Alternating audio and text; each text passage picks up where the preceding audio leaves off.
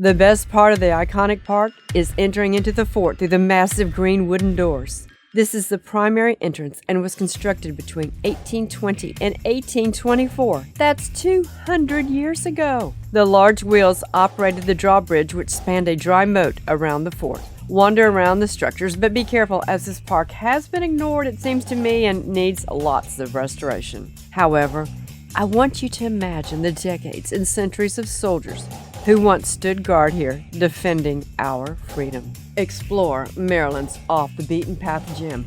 Welcome to Fort Washington Park, an off-the-beaten-path gem, but very near the beaten path, nestled among the banks of the scenic Potomac River in Maryland. Did you know that Fort Washington Park is not only a historical military site, but also a stunning natural retreat, just minutes from Washington, D.C., making for a unique day trip from our nation's capital? This is one of the main sites along the Potomac Heritage National Scenic Trail. Let's see what secrets this place holds and learn more about this lesser-known unit of the National Park Service. And I have a surprise. There will be a quick quiz at the end of this video, so pay attention. Let me tell you this. This is more than just an old fort to walk around. This lesser-known gem offers breathtaking views, rich military history, and plenty of outdoor activities to enjoy. Get ready to discover the secrets of this Maryland treasure and find out why it's a must-visit destination for nature lovers and history buffs alike. In addition to the quiz, I have a tip for parents that will help your children better enjoy and understand each park unit. So be sure to listen for that upcoming information. I recommend that you ask for the 17-stop Fort Washington Park self-guided tour brochure at the Visitor Center. Many people overlook Fort Washington Park, favoring more popular tourist destinations, missing out on its unique offerings. One of which, it's not crowded. We are going to step back in time to delve into centuries of different military activities that have occurred at the impressive fort. Travel across America with me. After parking in the lot, we took the paved path to look across the park where we could see the fort in the distance, the bright yellow visitor center and fire control tower, and the remains of Battery Decatur. Inside the visitor center, explore the great displays of this fort known as the guardian of the nation's capital. Formerly the Commandant's House, the visitor center has also undergone much needed renovation. It too has a green door. What do I mean, it too? Green is my favorite color, if you were wondering. Seeing the need to protect the approach to the new capital city, President George Washington recommended a fortification at Diggs Point in the 1790s. It was called Fort Warburton and was completed the 1st of December, 1809. And the builders used French ideas of military architecture and strategy. This is an interesting bit of trivia that you don't often hear. The fort's own garrison destroyed the fort during the War of 1812 in the face of a British naval attack. Yes, on August 27, 1814, Captain Samuel T. Dyson decided to abandon and destroy the fort. Well, this is how the story goes. Captain Dyson, in command of the fort, had been ordered by Brigadier General Winder to demolish the fort only if outflanked and attacked from the rear by large numbers of British troops. Winder also deployed about 500 militia to defend the fort. However, after the fort had been bombarded for 2 hours, Dyson spiked his own guns, blew up the fort and its magazine containing 3,000 pounds of gunpowder, and retreated. With the fall of Fort Washington, there was nothing to stop the advance of the British warships on the prosperous port of Alexandria, which lay only a few miles upriver, which meant Dyson was upriver and so was Winder. Captain Dyson was relieved of his command and ordered to his home in Alexandria. A court-martial found him guilty of abandoning his post and destroying government property.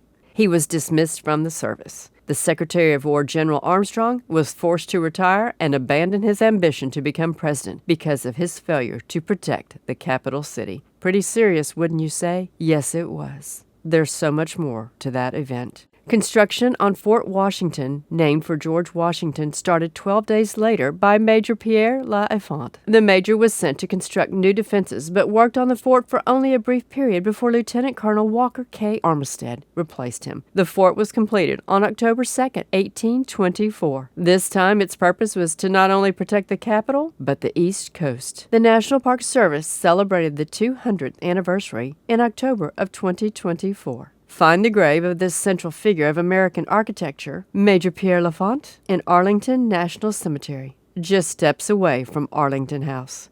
Be sure to watch my touching long-form video on Arlington National Cemetery and my short on Arlington House. The links are in the description below. And as I mentioned, this park unit is located along the Potomac Heritage National Scenic Trail that links the Potomac and Upper Ohio River Basin from Chesapeake Bay and the Potomac Tidewater to the Allegheny Highlands, retracing it by foot, bicycle, horse, or boat. This is the corridor that George Washington considered essential to the nation's development. Hey, don't forget to subscribe to my channel if you like learning more about great historic and geographical wonders around our great nation. If you would like to buy us a coffee or some fuel for our travels, our Cash App is $SPGDMG. Now back to the fort. During the 1840s, the fort underwent a series of much-needed improvements and took the form you see today. Over the next 80 years, the fort saw service in the Civil War, the Spanish-American War, and World War I. The trusty fort was retired from service as a coastal fortification in 1921, but it never lost purpose. During the Civil War, concrete batteries were constructed to house larger rifled cannons that had a greater range. Rifled artillery made masonry forts obsolete, and ships were no longer wooden but armored, which changed military strategy dramatically. Living history demonstrations and special events are held throughout the year, and I would recommend you visit the park website prior to visiting this park because this park has limited hours of operation and seasonal closures. Cannon firing demonstrations are held on the first Sunday of the month, April through November.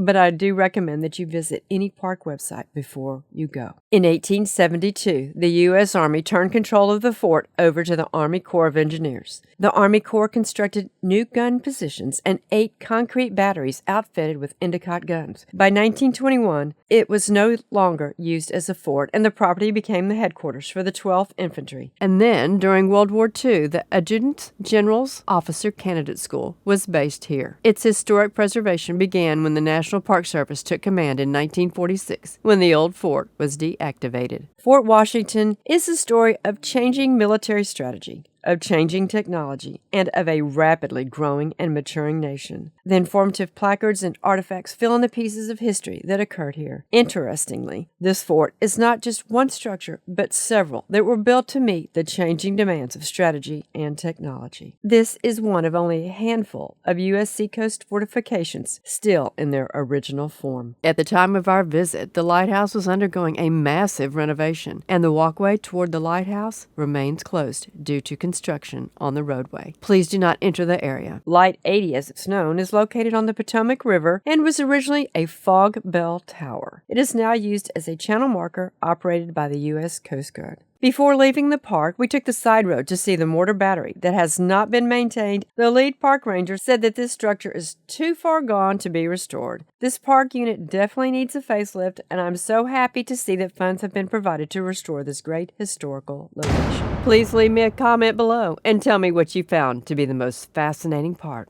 about this park. Now for the quiz. The answers are in the video's description below. Number 1. Who was the current fort named for? Number 2, what river flows past the fort? Number 3, who maintains the fort today? Number 4, what improvements in artillery made the masonry fort obsolete? And number 5, when was the fort home to an officer's candidate school?